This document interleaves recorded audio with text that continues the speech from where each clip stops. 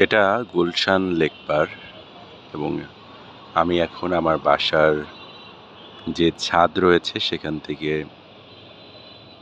Mobile ধরে রেখেছি এবং একটা আলো আঁধারি ব্যাপার রয়েছে। বৃষ্টি নেমেছে বিকেল থেকে, এখন ঠান্ডা পরিবেশ, বরং রুমের মধ্যে ছিলাম তখনই বরং বেশ গরম লাগছিল, তাই একটু বের হলাম এবং এখানে এসে শীতল বাতাস, সব কিছু, সব ক্লান্তি, সব ধরনের বিষাদ যেন দূর হয়ে গেল মুহূর্তেই। একটা গাছ রয়েছে, অন্ধকারে দেখা যাচ্ছে কিনা, হ্যাঁ একটু, আকাশে কিন্তু সাদা মেঘ যেমন রয়েছে তেমনি কালো মেঘও রয়েছে। সাদা এবং কালোর একটা সংমিশ্রণ রয়েছে। হয়তো মোবাইলে সবটুক উঠে আসছে না, খুব স্বাভাবিক। চোখ দিয়ে দেখার যে আনন্দ প্রকৃতিকে, সেটা তো আসলে ডিভাইসের মাধ্যমে সেই আনন্দটা পাওয়া যাবে না। এখানে আলো আঁধারি যে ব্যাপারটা, আমার সবসময় আসা হয় না ছাদে, তবে যখন অফিস থেকে ফিরে এক ঝলক বা কিছুক্ষণের জন্য আমি ছাদটাতে আসি এবং এলে এক ধরনের প্রশান্তি অনুভব করি। ওই পাশে উঁচু উঁচু দালান এবং সে দালানের যেই আলোগুলো, সে দালান ভেদ করে যে আলো, সেটা যখন লেকে পড়ছে, বাহারি রকম রঙের খেলা কিন্তু দেখা যায়। সেই যেই প্রতিচ্ছবি বা এটাকে রিফ্লেকশন, বাংলা কি বলা যেতে পারে, যে সেটি পড়ে তখন মোহনীয় হয়ে ধরা দেয়।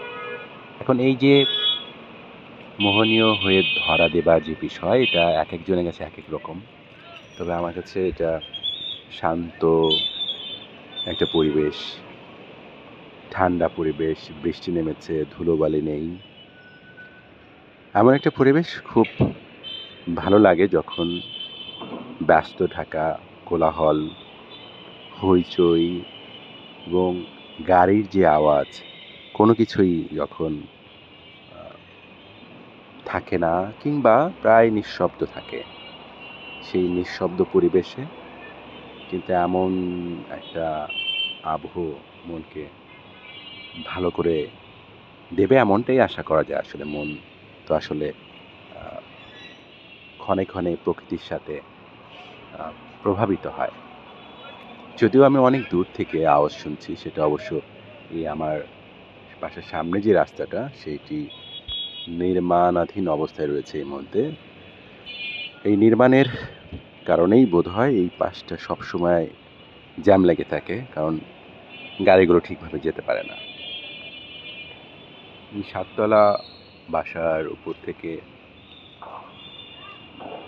এই যে নিচে দেখা বা লেকটা দেখার যে অনুভূতি, সেটা আসলে বলে প্রকাশ করবার নয়। আমি অনেকবার চেয়েছি যে বাসাটা ছেড়ে দেবো কিনা, তবে আরও অফিসের কাছাকাছি বাসা নেব কিনা, তখন যখন আসলে এই ছাদের কথাটা ভাবি এবং এখানে এলে এই লেকটার কথা যখন ভাবি, তখন অনেক কিছুই ভুলে যাই। তখন ভাবি থাক না, এখানে থাকি আরও কিছুদিন, একটু কষ্ট হলেও। এই যে বিভিন্ন রকমের যেই আলো আঁধারি যে বিষয়টা, এবং সেখানে মনকে প্রশান্তি দেওয়ার যে বিষয়টা, সেটার জন্যই মূলত এখানে আমি মাঝে মধ্যে আসি। এবং আজ যখন বৃষ্টি হলো, ইচ্ছে হচ্ছিল যে বৃষ্টিতে ভিজবো, তবে যেহেতু ঠান্ডা লেগেছে আমার খুব, তাই ভাবলাম থাক না, এবার বৃষ্টিতে না হয় পুরোপুরি সুস্থ হয়ে তারপর না হয় আবার বৃষ্টিতে ভেজা যাবে, আবার না হয় ঠান্ডা লাগলো। তবে এখন যে অবস্থায় রয়েছে, ভাবলাম বৃষ্টিতে নাই ভিজি। যদিও গতকাল কিন্তু যেই হঠাৎ করে ঝুম বৃষ্টি হলো, তখন আমি গুলশান একে ছিলাম, তখন কিন্তু ওই বৃষ্টির জন্য অনেকক্ষণ অপেক্ষা করতে হয়েছে আমাকে, কোনো রিক্সা ছিল না। বৃষ্টিতে থামবার পরই বাসায় আসতে পেরেছি। তখনও একটা জায়গায় বসেছিলাম, সেখানে বসে বসে অপেক্ষা করছিলাম কখন বৃষ্টি থামবে। তবে বৃষ্টির যে ছাট সেটা কিন্তু গায়ে এসে লাগছিল। জুতোটা অনেকটাই ভিজে গিয়েছিল। একরকম কাক ভেজার মতো হয়েছে আর কি গতকাল। তবে আজ যখন বৃষ্টি এলো এবং আমার জানালা দিয়ে একটা বৃষ্টির ফোঁটা এলো, তখনই ভাবলাম যে এই যে ভ্যাপসা গরম, সেই ভ্যাপসা গরমের যেই প্রহর সেটা হয়তো দূর হতে যাচ্ছে। এটা আরও কয়েকদিন থাকবে। তো ঢাকায় অবশ্য বৃষ্টি হলে, কিছুক্ষণ বৃষ্টি হলেই কিন্তু আশেপাশে ডুবে যায়। এটা খুবই একটা বাজে দিক। আমাদের যেই ড্রেনেজ ব্যবস্থা সেটা খুবই দুর্বল। তবে আরও যদি উন্নত করা যেত এ এ খুবই ভালো হতো। কারণ এটি তো রাজধানী আসলে। তো সেক্ষেত্রে এর ড্রেনেজ ব্যবস্থা অনেক উন্নত হওয়া উচিত। তো এই যে বৃষ্টি যেই সব কিছু শীতল করে দেয়, সব কিছু শীতল করে দেওয়ার সাথে যে ঠান্ডা করে দেয়, মনকে সজীব করে দেয়। এটা গ্রাম জীবনে যেরকম একরকম, শহর জীবনে আরেক রকম। কথা বলছে আর এর মাঝে কিন্তু একটা প্লেন যাচ্ছে। আমি কিন্তু এখানে মাঝে মধ্যেই কিন্তু প্লেন যেতে দেখি। যেহেতু এয়ারপোর্ট কিন্তু সামনেই, সামনে বলতে গুলশান ১ থেকে এয়ারপোর্ট বেশি খুব একটা দূরে নয়। এখান দিয়ে প্রচুর বিমান যায়। তো এই যে ছোটবেলায় বিমান দেখতাম এবং বিমানের বিষয়টা এখনও যেহেতু আকাশে যদি বিমান যায় একটু দেখি, এটার মধ্যে আলাদা একটা আনন্দ কাজ করে। বিমানে চড়েও অবশ্য যতটা আনন্দ না পাই, তার চেয়ে বরং দূর থেকে বিমান দেখি, ওইটার আলাদা একটা আনন্দ। শুরুতে বলছিলাম কালো এবং সাদা মেঘের ভেলার কথা। বিমানে একবার যখন আমি চড়েছিলাম তখন সাদা মেঘের ভেলা দেখেছিলাম। তখন শরৎকাল ছিল, বাবা মাকে নিয়ে গিয়েছিলাম ঘুরতে। তো সেই প্রসঙ্গটাও মনে এলো।